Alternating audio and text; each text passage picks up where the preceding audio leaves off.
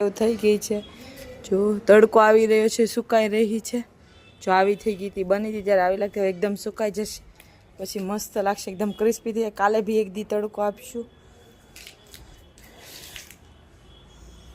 Friends જોઈ શકો છો આવી રીતે 1 2 આ ત્રીજો છે અને આ ચોથો તો બહુ ઓછો જ છે, આમ તો કહેવાય નહીં અડધાનો અડધો જ થયો છે, એટલું થયું છે. 2 કિલોનું મેં કર્યું હતું, એમાં અડધો 1 વાટકો છે એ પડ્યો છે, પછી 1 વાટકા માટે શું કરવું એટલે આમનો લોટ રાખ્યો છે, એટલે 2 કિલોમાં 1 વાટકો ઓછો થયો છે.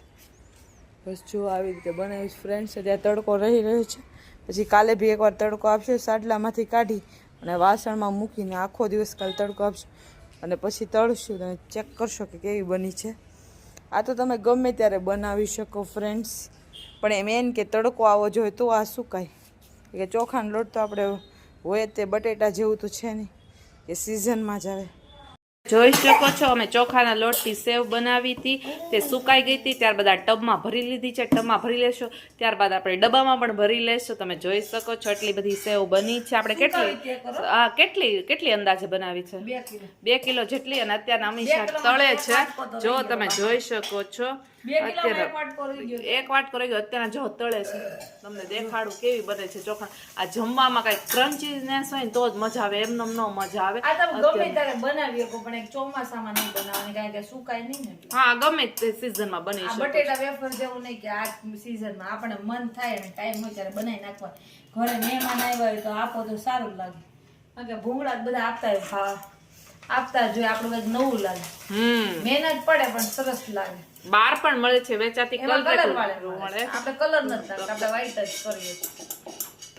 ફ્રેન્ડ્સ જો સેવ છે, સરસ મજાની સેવ તળાઈ રહી છે. મિતાંશ તો કાચી ખાઈ રહ્યો છે, જો મિતાંશ ને બહુ ભાવે. હાય, જય શ્રી કૃષ્ણ, જય સ્વામિનારાયણ.